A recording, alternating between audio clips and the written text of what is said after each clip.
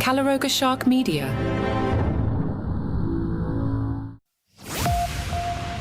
Welcome to Ballot, where politics meets the pavement, quite literally, in this episode.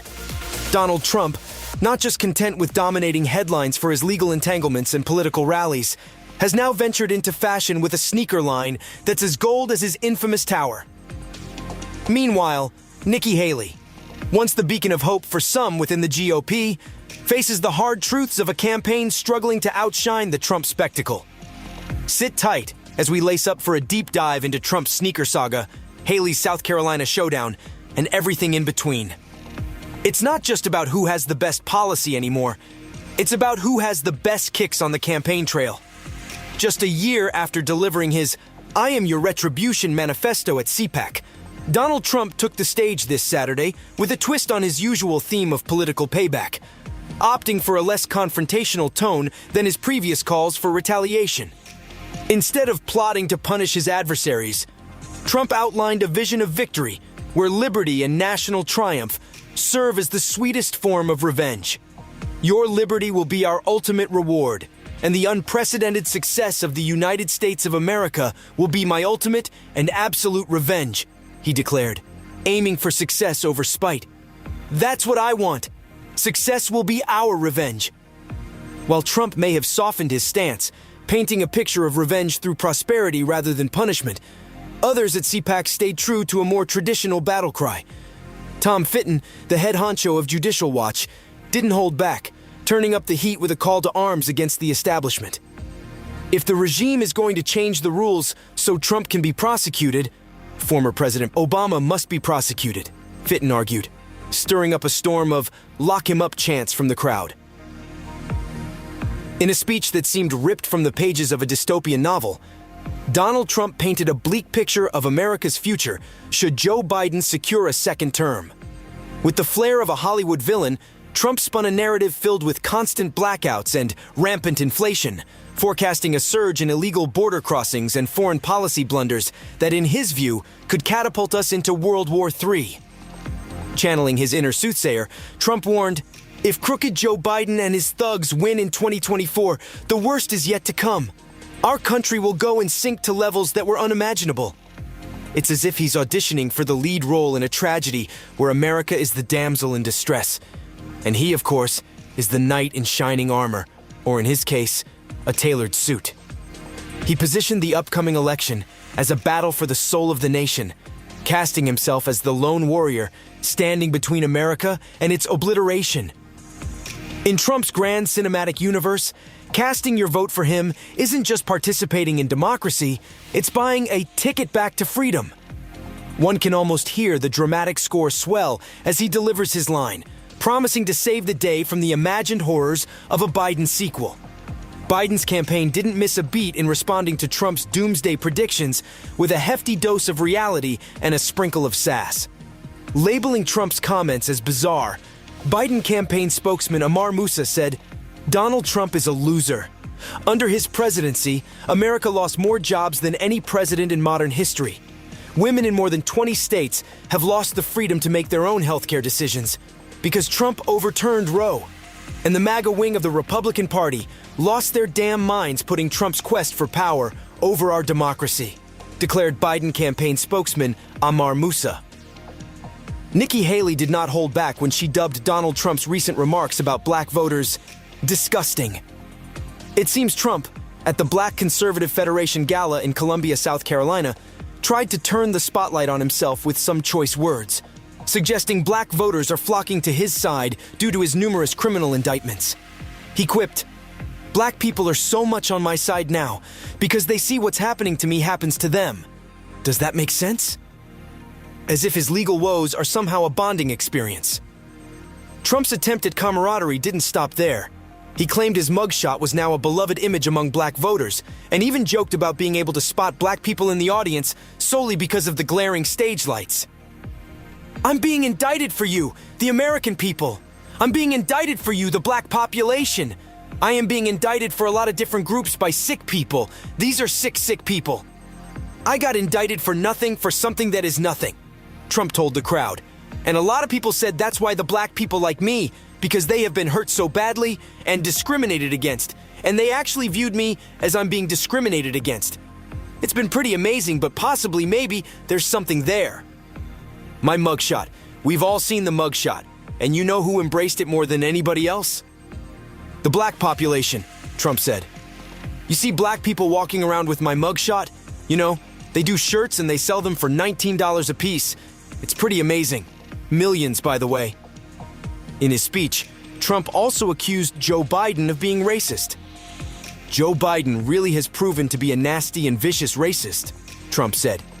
He has been a racist.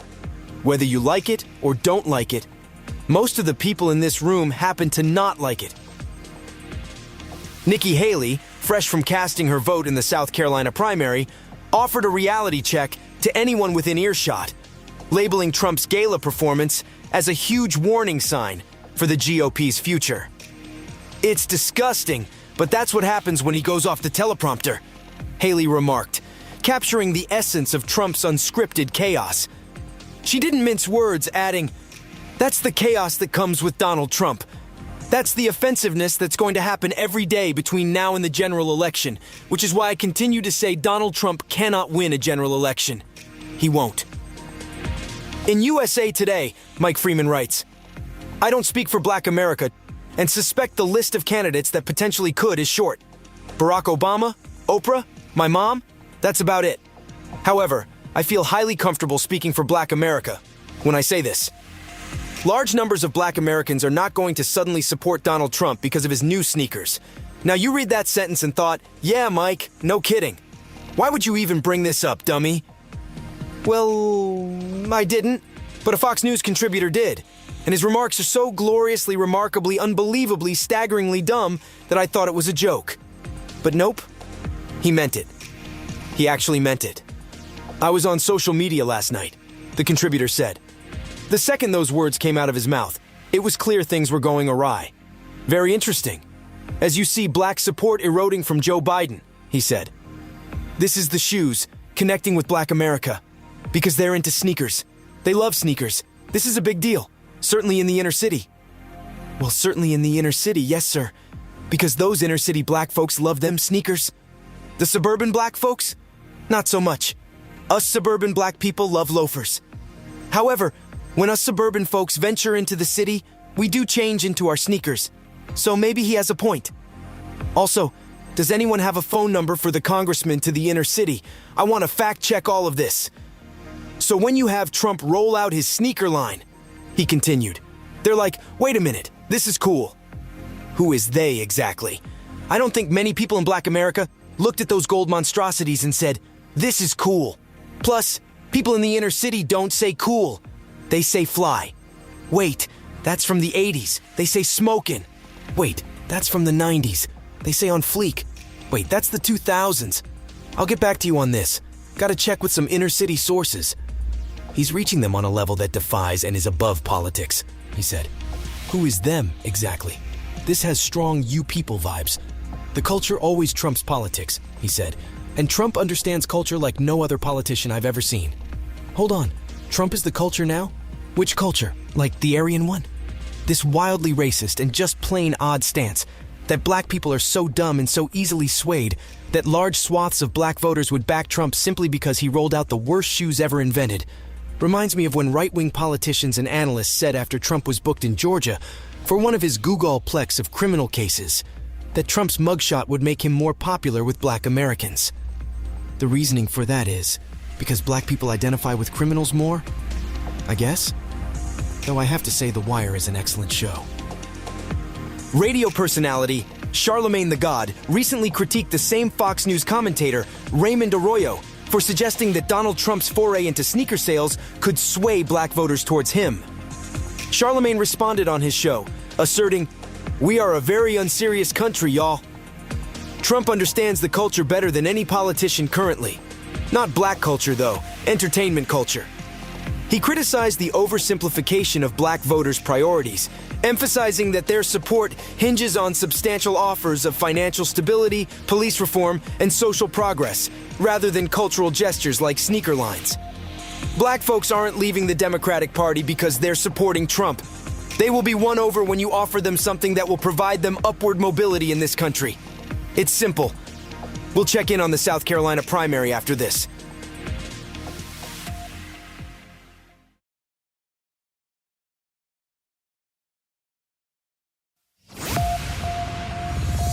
Nikki Haley, once radiating confidence, approached the podium with a gravity that hinted she might be on the cusp of bowing out of the Republican nomination race. Her demeanor was a stark departure from the optimism she projected after her New Hampshire performance. Our country will fall apart if we make the wrong choices. This has never been about me or my political future. We need to beat Joe Biden in November, she solemnly declared, leaving her audience in suspense. Then the pivot. I don't believe Donald Trump can beat Joe Biden. This statement marked a significant shift from January 23rd, when Haley, despite securing only 43% of the vote in New Hampshire, spun her result as a quasi-victory and expressed determination to triumph over Trump in South Carolina. Despite her resolve to remain in the race, her spirit now seemed fueled more by gritty determination than outright optimism. Trump, for his part, offered his own kind of corrective. His victory lap in New Hampshire had all the subtlety of a WWE SmackDown, complete with jabs at Haley's expense. Yet, in Columbia, he refrained from even uttering Haley's name, opting instead to focus on gratitude towards his supporters, only veering close to an insult when introducing Senator Lindsey Graham by quipping about his slightly more moderate stance. Haley, more grounded in reality than in New Hampshire, acknowledged her South Carolina performance with a nod to hard truths, even if those truths didn't lead to her exit from the race. I'm an accountant. I know 40% is not 50%, she admitted to her supporters, but I also know 40% is not some tiny group. While Trump's victory lap in South Carolina was more of a leisurely stroll given his hefty lead in the polls, the final delegate tally for Nikki Haley still hangs in the balance. CNN's late-night prediction handed Haley a win in the state's first congressional district, snagging her 3 delegates. While not exactly a game-changer, it does offer a glimmer into the Trump train's journey ahead. As we hit the accelerator and leave the early voting states in the rearview mirror, the GOP primary race is now a full-blown national saga. With a hefty chunk of delegates up for grabs in the coming weeks, Haley's second-place ribbons won't cut it in a winner-takes-all showdown. Trump's South Carolina success isn't just a notch on his belt. It's a testament to his iron grip on the GOP, a party that's seemingly morphed from a traditional conservative ensemble to a one-man show starring Trump himself. Even Haley, who once rode the Tea Party wave as a conservative crusader, now finds herself cast in the role of the establishment candidate. So what's next on Haley's itinerary? With Michigan, Minnesota, Colorado, and Utah in her sights, and Super Tuesday looming, she's not throwing in the towel just yet. Her campaign's battle cry for a real choice echoes in the aftermath of South Carolina. But whether she can pivot from underdog to top dog in the delegate dash remains to be seen. As for the GOP electorate's appetite for a Haley-led ticket, while her general election matchups might paint a rosier picture, the primary path is cluttered with Trump loyalists and a Republican base seemingly immune to her appeals for change. And let's not overlook Senator Tim Scott's Veep-stakes cameo. His recent buddy act with Trump could be the ultimate audition for a spot on the 2024 ticket, proving that in politics, sometimes the best way to win the race is to join the frontrunners team. And that's a wrap on today's episode of Ballot. From Trump's golden sneakers to Haley's steadfast resolve in South Carolina, it's clear the road to the GOP nomination is anything but conventional. Whether these political maneuvers will pay off in votes remains to be seen. But one thing is for sure. The 2024 presidential race is shaping up to be a battle of not just ideologies, but of cultural influence and personal brand power. Don't forget to hit follow to keep up with all the twists and turns on the campaign trail. Until next time, keep your sneakers tied tight and your political insights sharper. This has been Ballot, where politics and pop culture collide.